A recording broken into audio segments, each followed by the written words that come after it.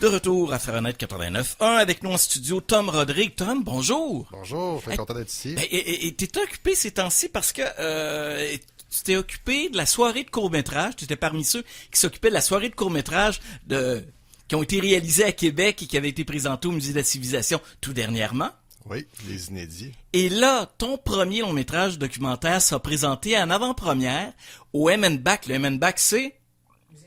Bon, tu existes. Merci, mais j'existe maintenant. Musée national des beaux-arts du Québec. Et voilà, Ça. mercredi à 19h. Oui. Et là, c'est présenté dans le cadre du Festival de films étudiants de Québec, mais ce n'est pas un film étudiant, Tom. Pas du tout.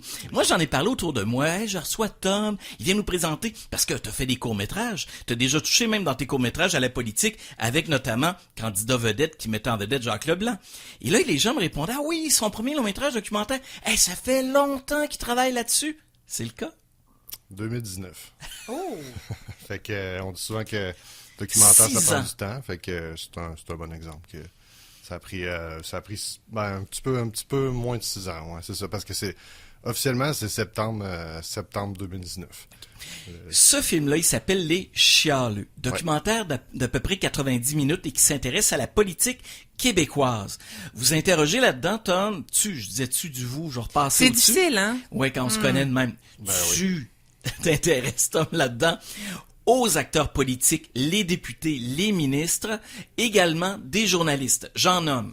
Tu interviews Antoine Robitaille, José Boileau, Mario Dumont, également Véronique Yvon, Françoise David, Jean-François Lisée, Dominique Anglade, Éric Duhem. Tous les partis sont représentés, sauf la CAQ. Oui, ben c'est un film sur l'opposition. Fait qu'on n'allait pas interviewer le gouvernement au pouvoir. Ils ont déjà été dans l'opposition, cependant. Ah faut oui, le dire. mais on a commencé en 2019. Tom, tu viens de le dire, c'est un film sur l'opposition et le pouvoir, ou le pas assez de pouvoir de l'opposition. Oui, c'est ça. Puis, tu sais, il y avait une volonté là de vraiment. C'est intéressant que tu présentes cette question-là sur le pourquoi est-ce qu'il n'y a pas de membres du parti au pouvoir, parce que on s'est vraiment questionné aussi. Est-ce qu'on invite des anciens premiers ministres, par exemple Pauline Marois ou Jean Charest, qui ont longtemps été chefs de l'opposition, mais on a vraiment voulu prendre la posture de non, on veut vraiment s'intéresser à l'opposition en soi pour vraiment explorer des personnages comme par exemple Mario Dumont, qui est un personnage qui a eu une grande incidence, une grande importance dans la politique québécoise pendant qu'il était là, mais qui n'a jamais été au pouvoir. On a aussi, par exemple, dans le temps, il y a eu un gars comme Georges-Émile Lapalme, qui était chef de l'opposition sous Duplessis, qui a vraiment eu une importance dans l'histoire québécoise, qu'on pense aussi sinon à Camillien Hood, à même Claude Ryan. Fait que c'était de se questionner sur... de prendre l'histoire de la politique québécoise puis de la prendre d'un autre angle. Parce que des fois aussi, ce qu'on réalise, c'est que quand un premier ministre est très impopulaire, ben, il y a un chef de l'opposition qui est redoutable devant lui. Tu sais, comme qu'on pense par exemple à Stephen Harper au Canada en 2015, qui avait Thomas Mulcair qui talonnait à tous les jours. Mais sinon, si on prend un exemple au Québec, ben dans le film, il y a Jean-François Lisée qu'on a interviewé qui était redoutable devant Philippe Couillard en 2018. Puis au contraire, dans le film, tu sais, c'était beaucoup dans les entrevues finalement, ça s'est retrouvé un peu moins dans le film, mais on parlait beaucoup parce qu'on sortait de la pandémie un peu à l'époque où on a tourné le film. Puis au début de la pandémie, il y a eu un moment de grâce un peu de la coalition Avenir Québec avec François Legault. Mais devant lui, il y avait 2 chefs intérimaires, puis il y avait Manon Massé qui a pris beaucoup moins de place par après. Fait que c'était un moment où est-ce que l'opposition était moins... Affaiblie, disons, on peut dire comme ça, effectivement. Et dès le début du film, tu sors un extrait, Tom, de Legault d'où le titre du film, en fait. C'est que l'opposition est vue comme une gang de chialeux qui fait rien avancer.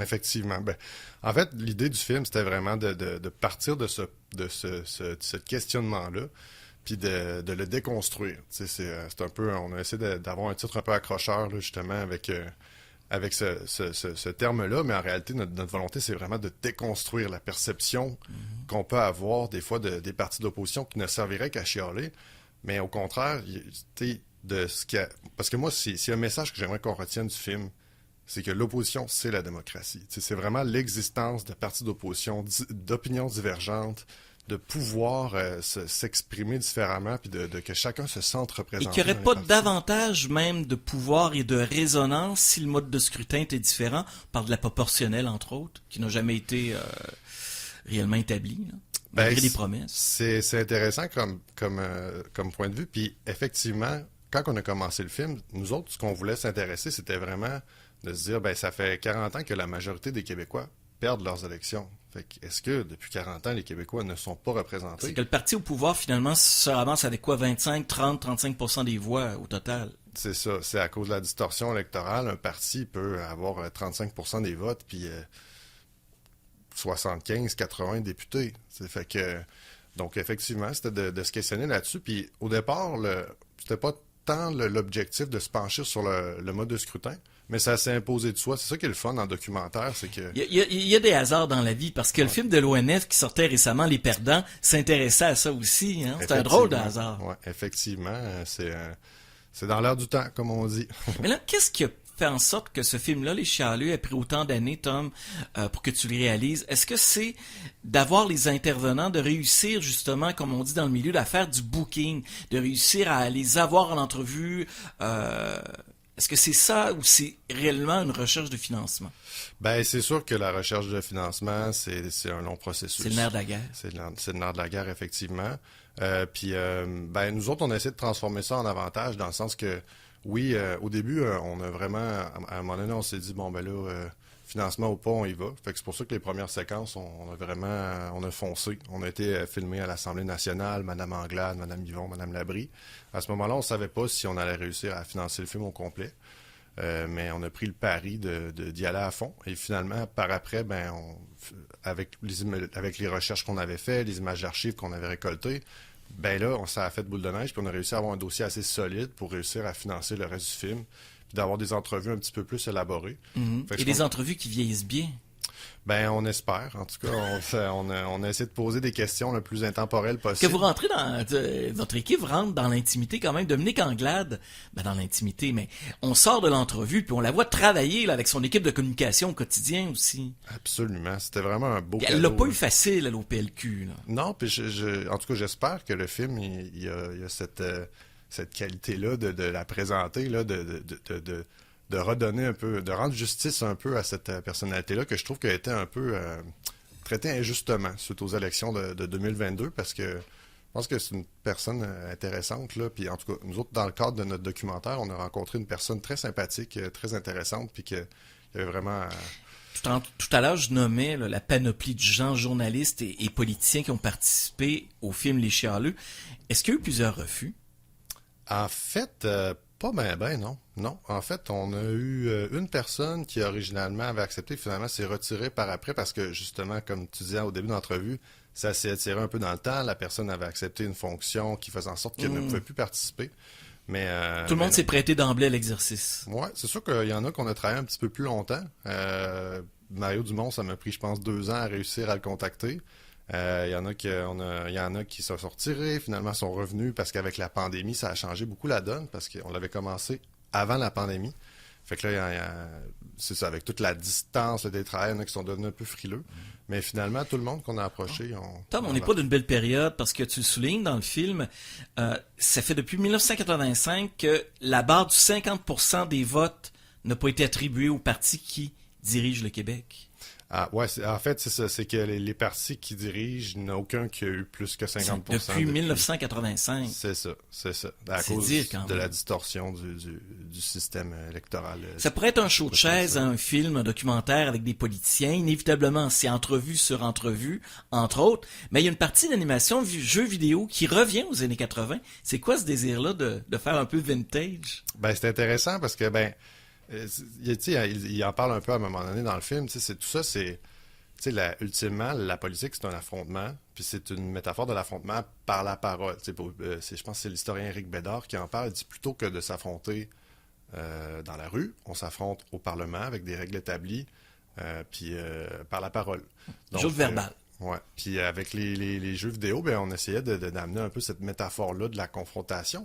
Mais on voulait aussi faire un film qui intéresse les jeunes, notre public cible.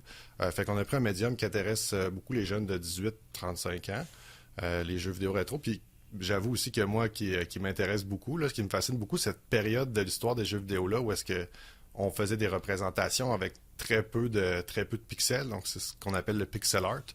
Moi, c'est un médium que j'aime beaucoup, puis je dois avouer que j'aime beaucoup la musique là, de style synthétiseur qu'on retrouve entre autres dans des séries comme Stranger Things, mais aussi dans les films de John Carpenter.